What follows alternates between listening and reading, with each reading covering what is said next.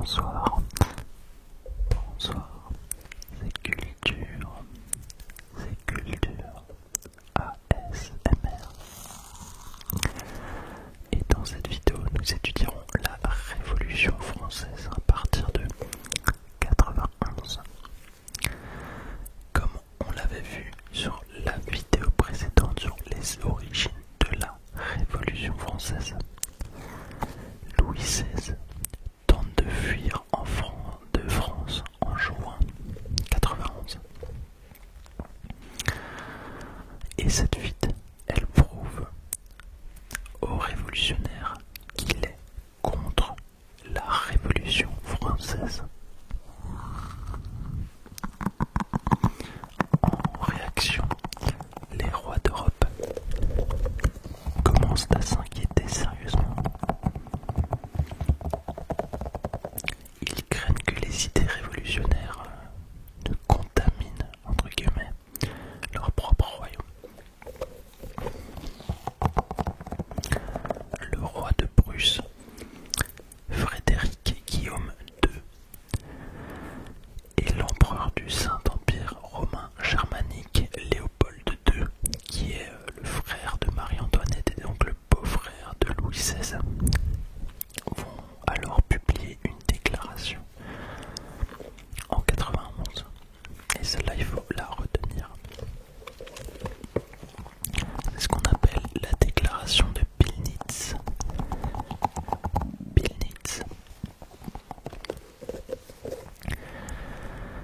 Les deux souverains déclarent qu'ils sont prêts à intervenir militairement en France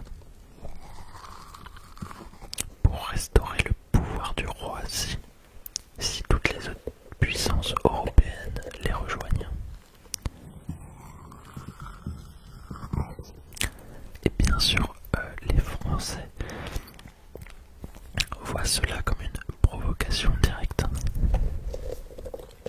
Et ça confirme aussi les soupçons que les Français avaient sur Louis XVI.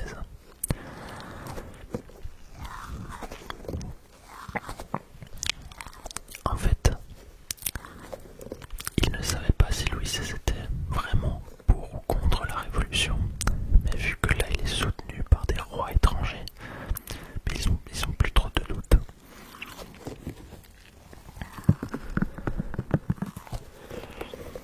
Et là, du coup, le peuple il se radicalise davantage.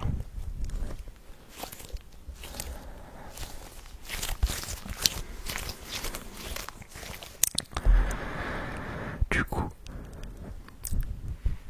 en 1792, la France déclare la guerre à l'Autriche.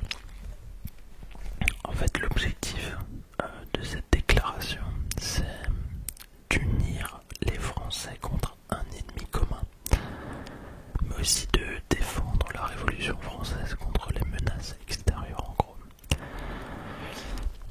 Mais le problème, c'est que Napoléon n'est pas encore chef à cette époque, et les Français sont très très mal entraînés. Il faut savoir que les officiers, la plupart des officiers sont issus de l'Ancien Régime, et beaucoup ont fui. Beaucoup ont fui.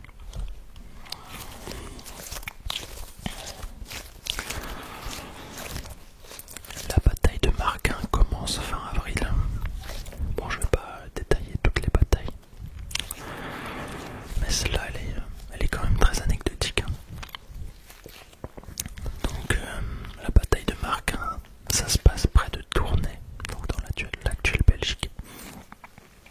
Le général Dion, D-I-2-L-O-N, le général Dion, tente une offensive contre les Autrichiens. Il dirige une colonne française au départ de l'île. Et à la vue des forces autrichiennes, les soldats français paniquent et se replient en désordre. Dion est tué par ses propres soldats qui le soupçonnent de trahison. Donc là on a de l'indiscipline, division, on a de la méfiance envers les chefs, qui sont souvent des nobles ou perçus comme royalistes. Et ça, c'est autant de désavantages pour l'armée française.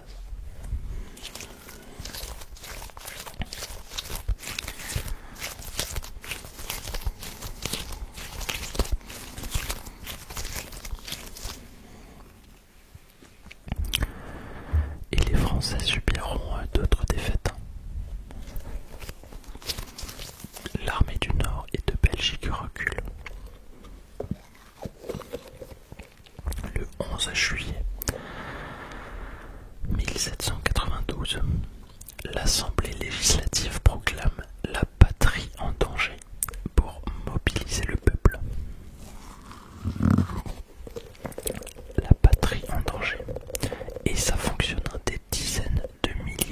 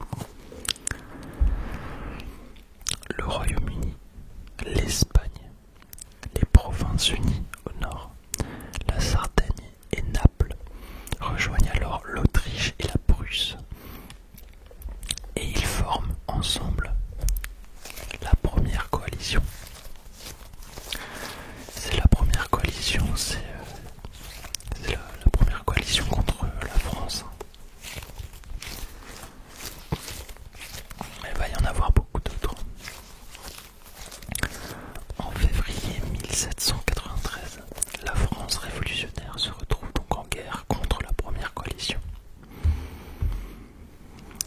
Et là, c'est problématique pour la France, parce qu'elle est engagée sur plusieurs fronts simultanés.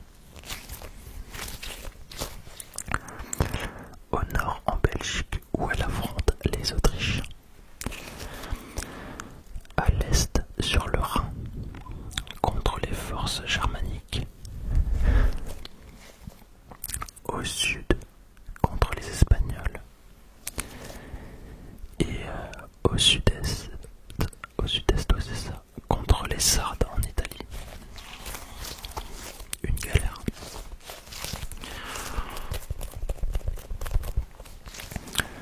Donc cette guerre multilatérale, elle met la jeune République en grande difficulté.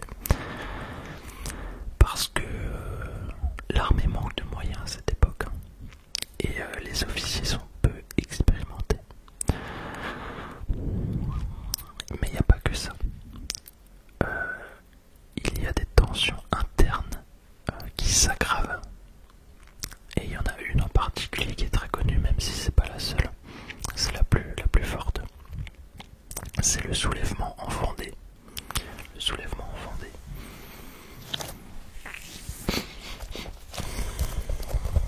L'élément déclencheur de ce soulèvement, en fait, c'est la levée en masse déclarée en mars 93 par la Convention,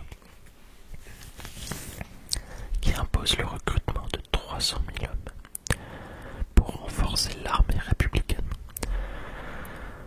Et cette conscription, elle provoque une colère immédiate.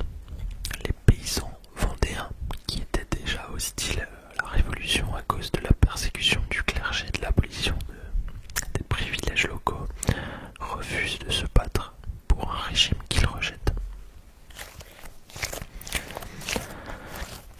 Et très vite, ce refus se transforme en insurrection armée. Donc ce sont des paysans aussi rejoints par des nobles royalistes et même des prêtres réfractaires qui forment l'armée catholique et royale et qui affrontent les troupes républicaines. Donc là c'est carrément une armée en France, une petite armée en France. Et ces insurgés remportent des victoires et capturent plusieurs villes. Et ça montre bien la gravité de la menace interne pour le gouvernement révolutionnaire. La guerre de Vendée, c'est une véritable guerre civile, comme on a pu en voir aux États-Unis pendant la guerre de sécession par exemple. Et elle est marquée par une extrême violence de part et d'autre. On a des massacres, des exécutions sommaires, des destructions de villages. Voilà. Mais bon, comme je disais, ce soulèvement vendéen n'est pas isolé. À la même époque, d'autres révoltes éclatent dans des villes comme Lyon, Marseille ou Toulon. Souvent motivées par le rejet de la centralisation jacobine, par des crises économiques et politiques locales.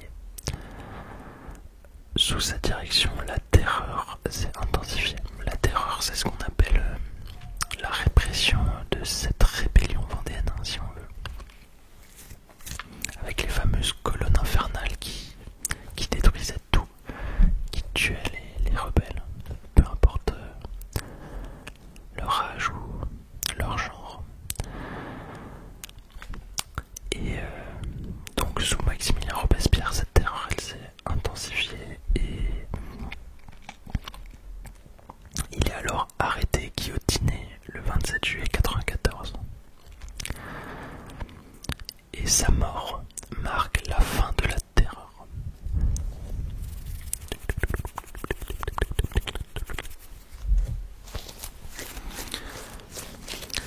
Et je sais pas si vous avez compris, mais la France à cette époque s'est beaucoup radicalisée.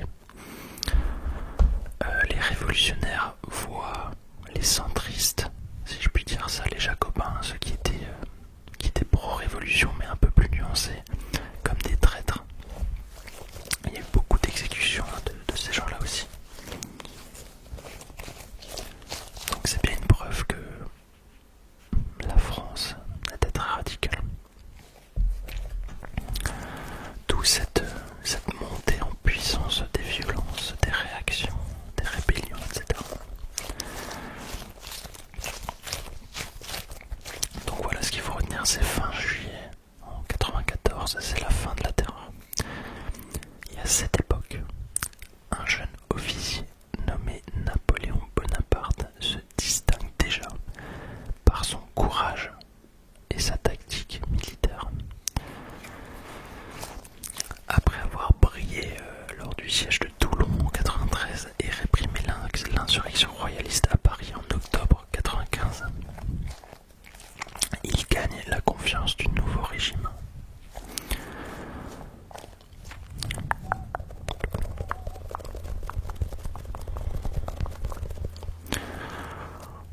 En 96, Napoléon est nommé général en chef de l'armée d'Italie.